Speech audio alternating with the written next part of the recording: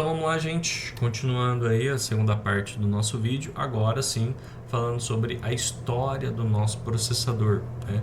Para a gente ter uma ideia, o nosso processador, então, ele surgiu lá durante toda a história do computador, desde o início, há mais de 30 anos, até a sua popularização. A principal fabricante, e na maioria das vezes a pioneira, foi a Intel. Tá? Então, entre as principais empresas de desenvolvimento de processadores, a gente tem aí a Intel na nossa top, tá? Da lista, top lista. A companhia desenvolveu a maior parte das funcionalidades que conhecemos em microcomputadores, notebooks e servidores. Outras empresas que em muitos momentos surpreendeu a capacidade de inovação é a AMD, que é uma forte concorrente aí da Intel, tá? A Intel, então, foi a primeira fabricante dos circuitos integrados, tá? CIs, programáveis, que é outro nome aí, então, para o nosso processador. Não que é programável, tá, gente? Pelo amor de Deus. É circuitos integrados programáveis. Então, a gente chama aí de processadores. Em escala comercial, então, foi a Intel aí a primeira. Ela desenvolveu, então, em 1970, o modelo 4004, que é esse aqui, ó, que bonitinho. Aí, ó, que eu estava falando para vocês, ó. A gente tinha aquele problema que eu apontei em vários outros componentes aí do computador. Então, a gente tinha aqui esses mini pentezinhos aqui de cobre, ou normalmente eles eram feitos de ouro, tá? Porque se você olhar aí, o ouro é um dos melhores condutores de corrente elétrica, consequentemente, né, conduz mais o calor de uma certa forma. Então era muito comum a gente utilizar, por exemplo, componentes de cobre banhados a ouro. Então, né, era uma coisa interessante aí, né, você depois continuar utilizando esses componentes. Mas ok, o primeiro processador então foi esse 4004 aqui da Intel, e ele foi utilizado nas calculadoras de uma marca japonesa, tá? Mas somente em 74, 4 anos depois, que o processador entrou então na história da informática com o lançamento do x86 com o modelo 8086. O modelo 8086 é essa imagem que a gente vê aqui do lado, tá? Então a gente tem aqui, esse daqui no caso foi criado em 78, tá? A gente vê aqui a Intel 78, que foi o ano que esse circuito aqui foi produzido, no modelo 8086, então, da Intel, tá? Então esse daqui é o modelo. Então, como a gente pode ver aí, teve uma diferencinha entre um e outro, né? Você vê que é um acabamento mais simplista, né? Esse daqui, enquanto esse já tem um acabamento de uma coisa que a gente já está mais familiarizado aí nos computadores nossos. Beleza? Aqui, outra grande fabricante foi a AMD, que começou a fabricar processadores em 1980. Então você vê, ó, 74, 78, né? Praticamente aí um pouquinho, quase no finzinho dos anos 80, e aí a gente tem a AMD, que começou nos anos 80. Então, a partir de um clone do chip 8086 da Intel, ele começou então a fazer os seus próprios processadores. Seu primeiro processador criado com tecnologia própria, não clone, foi o K5, que foi lançado em 1986. Tá? E aí ele tem já essa carinha mais quadradinha, que a gente já está mais familiarizado aqui dos processadores, né? E você vê que ela é um processador mais, vamos dizer assim, específico para o Windows, né? Lá o Windows 95 aqui já tem até a logo, né, dele. E o K, a letra K do K5 da AMD vem de Kryptonite, tá? No caso, Kryptonita nossa, numa referência ao único meio de derrotar o Super-Homem, ou seja, a Intel, que dominava amplamente o mercado. Então por isso que eu coloquei essa imagem aqui da Kryptonita e do Superman aqui, tá? Então a AMD, ela veio com esse fascínio de querer derrubar a Intel, né? Do mesmo jeito que a gente viu, por exemplo, na briga entre os computadores pessoais, entre a IBM, aí veio a Apple que tinha a mesma ideia de querer destruir a IBM, e aí depois veio a Microsoft, meio que deu um chega pra lá na Apple. Então a gente tem aí meio que a mesma briga de sempre, né? De todo mundo, né? Um querendo derrubar o outro aí e tomar o pódio de primeiro lugar. Entre essa disputa, né, entre a Intel e a AMD, então, o que a gente pode estar falando? A Intel e a AMD são duas das principais fabricantes de processadores para computadores pessoais e servidores. Ao longo dos anos, houve uma competição acirrada entre essas duas empresas pelo domínio do mercado de processadores. Ambas lançavam regularmente novos produtos com melhorias de desempenho e recursos inovadores para atrair consumidores. Tá? Então, uma vantagem que a gente tem dessa briga entre as duas é que uma sempre obrigava a outra a estar em constante evolução, constante melhoria, e quem acabava ganhando isso era a gente, né? Porque toda vez que eles lançavam uma coisa nova para ficar em primeiro lugar, as coisas mais, vamos dizer assim, obsoletas acabavam ficando mais baratas, né? Então, isso ajudou muito a gente a conseguir computadores a preços mais acessíveis. A AMD ganhou destaque nos últimos anos com sua linha de processadores da Ryzen, que oferece desempenho competitivo a preços mais acessíveis em comparação às ofertas da Intel. A Intel, por sua vez, tem respondido com atualizações em suas linhas de produtos e focos em área com eficiência energética e tecnologias de integração gráfica. Esta concorrência beneficia, como a gente estava falando, os consumidores, pois promove inovação e reduz preço. Ao escolher entre processadores Intel e AMD, os consumidores geralmente consideram fatores como desempenho, preço, compatibilidade, requisitos específicos de uso, como jogos, produção de conteúdo ou trabalho profissional, né? Então a gente acaba falando isso. Uma coisa que eu acabei não falando, e a gente tem que tomar cuidado, é quando a gente vai fazer a substituição dos processadores. Então, se o teu computador ele já tem um processador, vamos dizer assim, e aí ele acaba sendo mais obsoleto, né, ficando um pouco mais para trás, você quer dar um upgrade nele, uma das coisas que você consegue fazer é substituir ele, né, o processador. Só que você tem que tomar cuidado porque é o seguinte, não é toda placa-mãe que consegue suportar todo o processador. Tá? Então, quando você for fazer a substituição do processador em específico, você tem que tomar cuidado com isso. Tá? Se você substituir por um processador que não é compatível com a tua placa-mãe, você vai gastar um dinheiro muito alto e vai ter problemas, tá? Porque vai ficar aquilo lá na tua máquina não, né? Não vai nem conseguir colocar na tua máquina. Então, cuidado com isso, tá? Muito cuidado com isso aí. Agora falando aí um pouco sobre essa parte, né, de upgrades, né, melhorias, a gente tem uma técnica que é, vamos dizer assim, uma faca de dois gumes, que é o overclock, tá? Que a gente vai estar falando um pouco aí sobre essa técnica agora. Vamos ver onde que eu vou me deixar aqui. Vou deixar eu aqui no cantinho. O overclock é o processo de aumentar a velocidade de operação de um componente de hardware, como um processador, placa de vídeo ou memória, além das especificações definidas pelo fabricante. Por exemplo, você pode aumentar a velocidade do clock de um processador para que ele execute mais rapidamente do que sua velocidade padrão. Tá? Então pensa no overclock como se fosse aí, basicamente é como se a gente estivesse fazendo exercício físico, né?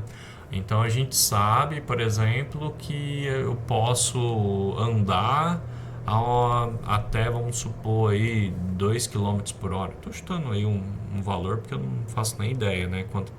Qual que é a velocidade média de uma pessoa andando. E aí a gente quer correr, né? Quando a gente começa a correr, né, a gente até por um certo ponto consegue se dar bem com esse aumento de velocidade nossa, né? Só que se a gente ou mantém esse aumento por muito tempo, ou a gente começa a aumentar gradativamente, ou mesmo dando saltos, né? Mas sempre aumentando mais aí a velocidade, vai chegar uma hora que teu corpo vai falar assim: você tá maluco? Você tá biruta? Você quer o quê? Você quer me matar? Então, assim, o overclock é basicamente isso. Você consegue aumentar a taxa de processamento, troca de informação, que vários componentes do teu computador conseguem, né? Então vamos imaginar aí que no caso do processador ele processa 1000 informações por segundo, e aí você aumenta para 1300, 1400, vamos dizer assim, que dependendo do teu resfriamento, sistema de resfriamento que você tem, legal, né? Então você consegue aí prolongar um pouco aí o teu processador, né? Dar mais um upgrade nele e tudo mais, sem precisar de gastar muito com isso. Só que em contrapartida, se você tirar de 1000 para tipo 5000, uma hora o bichinho vai arregar e pegar fogo mesmo, que é a ideia aqui dessa imagem aqui, né? Pegando fogo aí no processador. Bem, falando aí sobre algumas vantagens. Primeiro, melhor desempenho, né? O principal benefício do overclock é o aumento no desempenho dos componentes. Ao aumentar a velocidade de operação, você pode obter um processamento mais rápido de tarefas e melhorar o desempenho em jogos, aplicativos de educação de vídeo, renderização 3D e outras atividades que existem poder de processamento. E aqui na imagem é justamente aquilo que eu tinha acabado de falar, né? Então a gente tem aqui uma CPU, né, um processador que trabalha em uma frequência de 3.300 MHz, por exemplo, e aí você não quer substituir ele, você vai taca ele para 5.100. Só que aí, como a gente pode ver, né, aumenta, só que aumenta a temperatura e outras características, que é o que a gente tem que tomar cuidado. Bem, economia de dinheiro, né? Como a gente acabou de falar, em alguns casos o overclock pode permitir que você estenda a vida útil de um componente de hardware, evitando a necessidade de atualizá-lo para uma versão mais recente, mais cara. Isso pode ser especialmente útil para usuários que desejam extrair o máximo de desempenho de seu hardware existente. E aí aqui a imagem a gente até consegue ver, ó, lembra que eu falei para vocês, os componentes que eram ligados no processador eram esses carinhas aqui, ó, que era tudo aqui de ouro e cobre, tá? E aí a placa-mãe, ela tinha vários conectores, né, para justamente encaixar aqui. E aí a gente substituiu por essa que não tinha mais esses conectores aí, justamente porque assim era muito pequenininho, cara. Então se você desse uma torcida ou quebrasse uma perninha, era complicado. E assim, para encaixar tudo isso daqui certinho de uma vez só, você tinha que ter um cuidado assim que a maioria das pessoas não tinham, né? Era outros tempos, né? Era uma coisa mais rústica, vamos dizer assim. Então tinha esse tipo de problema, tá? Cuidados que a gente tem que ter ao realizar um overclock. Tá? A primeira coisa é a questão da compatibilidade. Nem todos os componentes de hardware são projetados para o overclock. E nem todas as placas-mães oferecem suporte completo a esse recurso. Antes de tentar, né, fazer um overclock, verifique se o seu hardware é compatível e se sua placa-mãe oferece opções de overclocking. E aí a gente tem até um exemplo aqui, né, de quando a gente entra na BIOS, a gente consegue ver se, por exemplo, ela suporta a tecnologia de Turbo Boost da Intel. Ou aqui a gente consegue ver a frequência que está a CPU e a gente consegue aí falar se a gente quer aumentar essa frequência de gigahertz e assim por diante. Então aqui a gente consegue, né, manipular um pouco essa parte do clocking do processador em especial, mas lembrando que a gente consegue fazer overclock de vários componentes, não só do processador. A outra coisa que a gente tem que tomar cuidado é na questão aí do aquecimento, tá? O overclock aumenta a carga de trabalho do componente, o que pode resultar em maior geração de calor. Certifique-se de ter um sistema de resfriamento adequado, incluindo ventoinhas, dissipadores de calor e possivelmente sistemas de refrigeração líquida, para garantir que o componente não sobreaqueça. E aqui, antes que vocês ficam preocupados nessa imagem, tem um monte de fumaça aqui, não é que o negócio está pegando fogo, tá, gente? Pelo amor de Deus. Na verdade, o que está acontecendo aqui é que, não sei se vocês conseguem ver com uma clareza, mas aqui a gente tem 2 coolers, né, tradicionais, tacando ar aqui, né, para substituir o ar quente, vamos dizer assim, e a gente tem um tubo aqui e dentro dessa garrafa aqui ele tem nitrogênio líquido, tá? Então o que essa pessoa está fazendo? Ela taca nitrogênio líquido de pouco em pouco aqui e vai esperando, né, porque assim, se você taca muito nitrogênio líquido, a temperatura vai esfriar muito e aí tem chance de você quebrar o teu componente. E também pode acontecer o contrário, né? Se você tacar pouco, ele pode sobreaquecer e queimar. E eu não sei se você consegue reparar, mas aqui tem até um secador de cabelo, vamos dizer assim, porque caso ele, sem querer, taque muito nitrogênio líquido, é uma forma que ele consegue, né, de correr, vamos dizer assim, tentar recuperar o componente tacando um pouco mais de calor, né? Então, você vê que é um trabalho mais braçal, mais manual, né? Uma coisa tão específica, e é por isso que é tão difícil você exagerar, vamos dizer assim, no overclock. Tem até uma competição mundial de overclock, tá? E o Brasil normalmente é um dos principais ganhadores aí dessa competição. Então, gambiarra, o Brasil é ótimo, né? Então, assim, tem competições de overclock, né? Para ver quem consegue aumentar ao máximo possível o processamento do seu computador sem, ou melhor dizendo, antes de danificar. Porque normalmente, vamos dizer assim, o computador acaba perdendo no processo. Estabilidade, né? Então, quando a gente realiza overclock, pode tornar o sistema menos estável, levando a falhas, travamentos ou reinicializações inesperadas.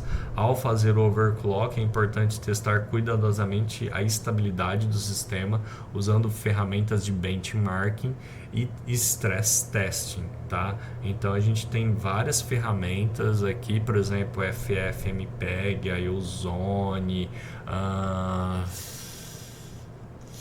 tem uma que eu acho que chama próprio Stress.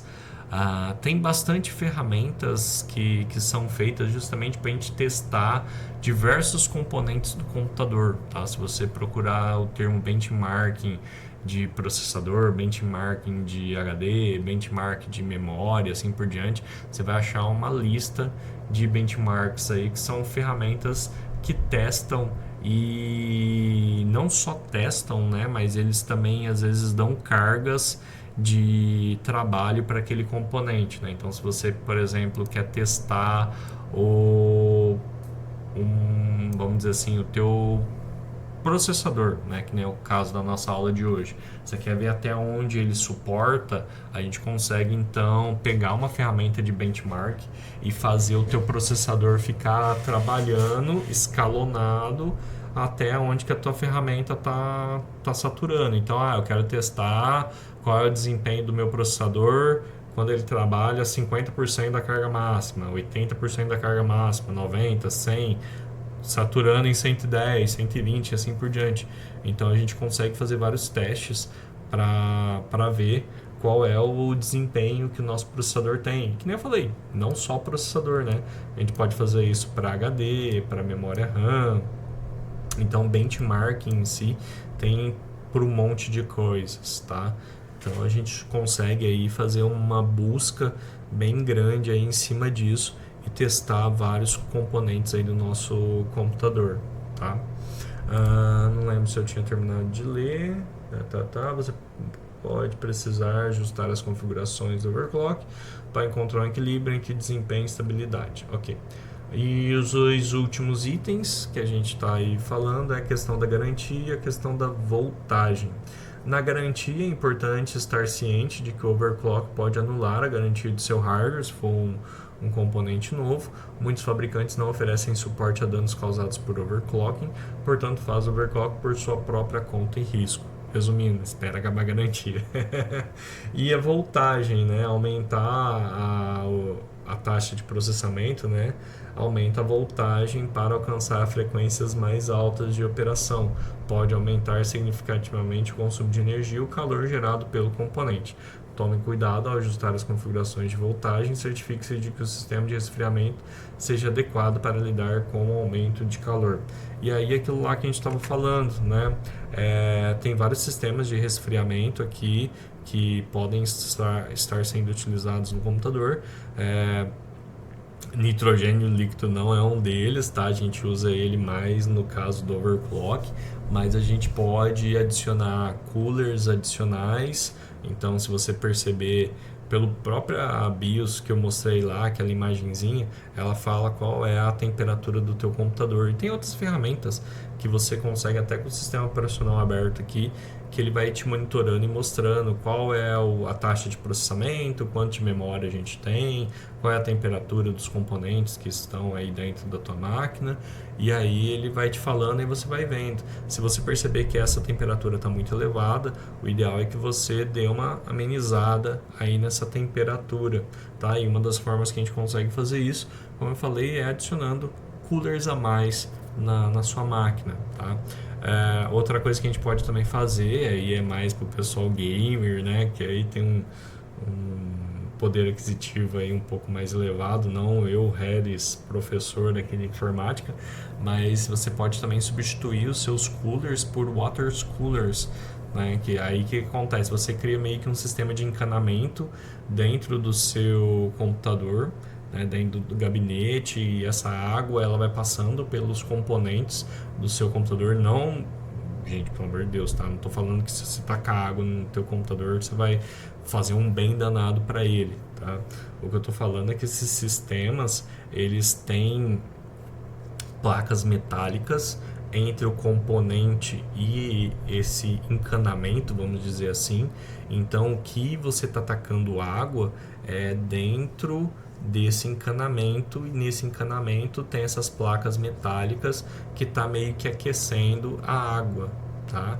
Então, você faz a água ficar girando por aí para que ela consiga ficar pegando esse calor e tacando esse calor aí para longe aí daquele componente, tá? Como a água ela é mais densa que o ar, a troca de temperatura ela ocorre muito mais rápida do que, por exemplo, como eu acabei de falar, né? Pela questão do ar.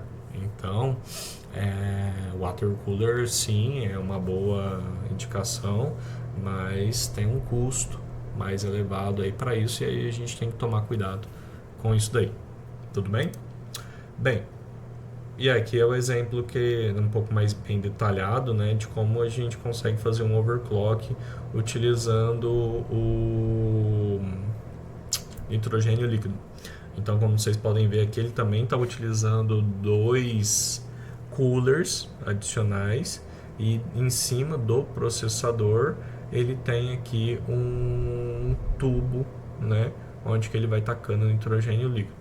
Vale perceber, gente, que aqui do lado, né, que a gente tem aí uma das BIOS, vamos dizer assim, das pontes aqui do teu computador, ele meio que teve que dar uma torcidinha de leve, né, para conseguir encaixar esse tubo. Então, como você está vendo, não é uma coisa muito bonita de ser vista, assim, né? Querendo ou não, você acaba tendo que fazer umas gambiarras.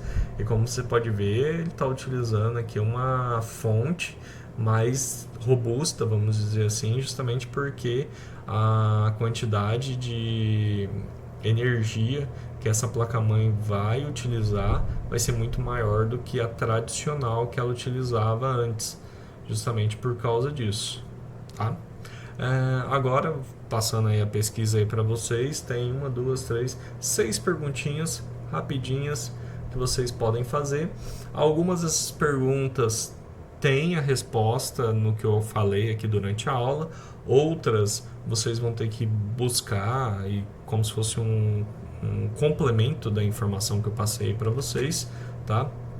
Então aí depois vocês façam essa pesquisa, desenvolvam essa atividade e entreguem aí via Teams para mim. Tudo bem? Beijos e até a nossa próxima aula. Tchau, tchau.